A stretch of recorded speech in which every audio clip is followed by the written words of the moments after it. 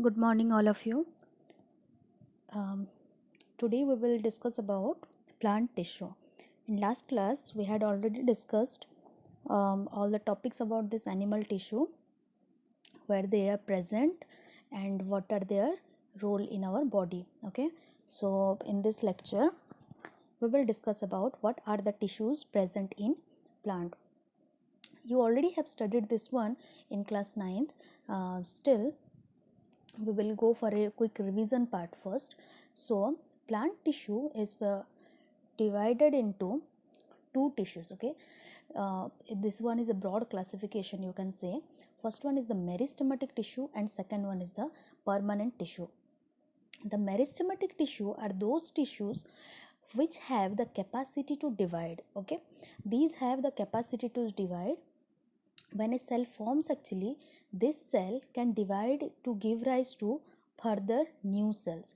So this capacity is known as capacity of division. The meristematic tissue has this particular capacity, but during this course of division, what happens, this particular some of these cells which are already divided and we get these progeny cells, few of these cells convert into more specialized cell and they start functioning a particular single function. Like suppose this one is a plant tissue which is continuously divided, and this particular tissue or this particular cell give rise to tissue, and this particular tissue has specialized itself to only conduct the water from root to other part of the plant. So this particular tissue has specialized its function to conduction of water, and we know this tissue as xylem, right? So now this particular xylem has specialized its function, and this is called as the permanent tissue. Why permanent tissue? Actually, this has lose its capacity to divide. This will not divide again. Okay, but these three tissues or these three cells, whatever we get here, this will continue to divide further, and again it will convert into some more specialized tissues. And when this particular specialized tissue is formed, they lose its capacity to divide, and we call it as the permanent tissue. Okay, so let's see what are the meristematic tissue. Meristematic tissue is further categorized into three types based on their location on a plant body. Okay, first one is the apical meristem, second one is the intercalary meristem, and third one is the lateral meristem. And this particular permanent tissue is divided into two types based on the number of tissues or type of tissues present in them. What we discussed, actually the permanent tissue are those tissue which have lost their capacity to divide, right? So simple permanent tissue, uh, we know already that tissue is the group of cells, right? Tissue is the group of cells. If this tissue contains the cells of same structure, okay, suppose all the cells here I have drawn looks like circular, almost circular, you can say. Okay, so these kind of tissue which have the particular cells containing similar structures are known as the simple permanent tissue. And this complex permanent tissue is just opposite of this simple permanent tissue. Like this in this particular tissue, this origin is same. Okay, origin of this particular tissue is same, but the structure of this particular tissue differs. Like in case of xylem, you must have seen there are four elements, right? Four elements. What are they? First one you have studied tracheids, second one is the vessels, third one is the xylem fiber, and fourth one is the xylem parenchyma.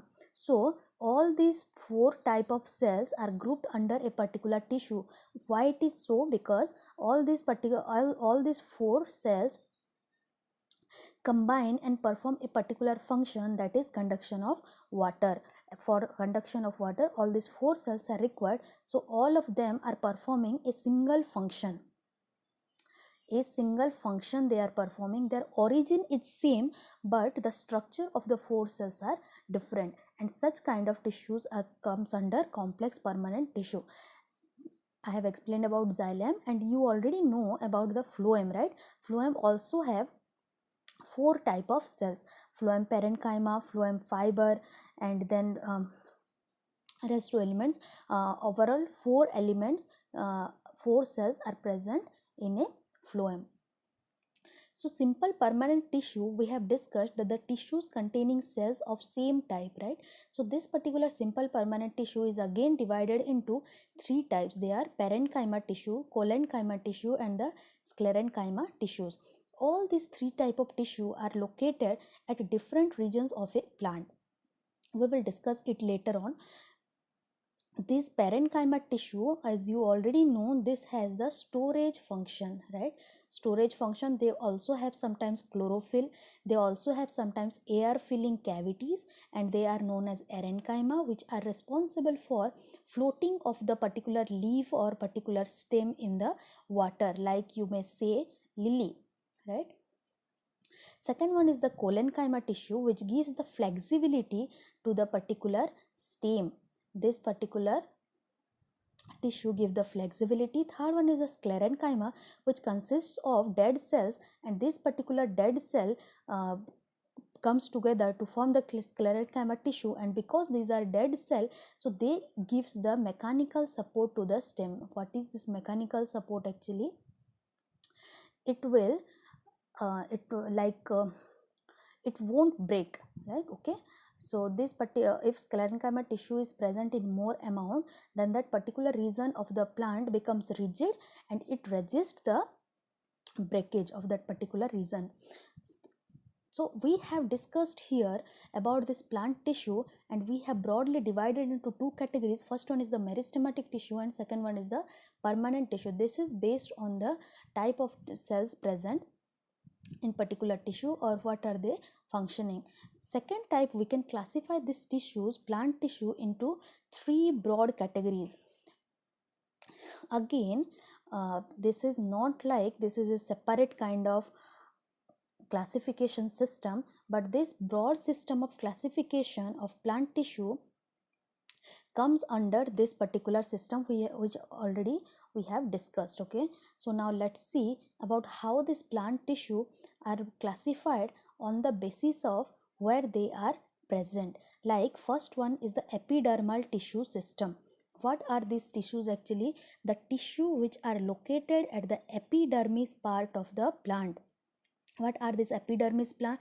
Epidermis are the outermost region of the plant. Like if the particular tissue is present at this epidermal region or the outermost region of a plant, so these particular tissues are called as the epidermal tissue, or the system of tissue, like the group of tissue, are known as the epidermal tissue system.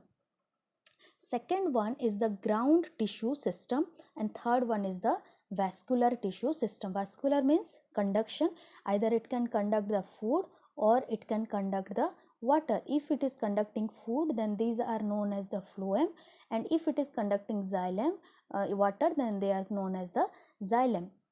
You can also relate like this, that vascular tissue system gives rise to phloem and xylem, which are also known as the complex permanent tissue. How we have divided this permanent tissue? We have divided this permanent tissue as simple permanent and complex permanent based on the type of cells present here. But here we have divided the tissue system in plant based on their location, right? If the particular tissue is present at the epidermal region, then they are known as the epidermal tissue system. If the tissues are present at the middle of the stem and they help in the vascular nature like conduction, they are called as the vascular tissue system. And in between this, okay, in between this vascular tissue system and the epidermal tissue system, the remaining tissues are present. This particular tissue system is called as the ground tissue system.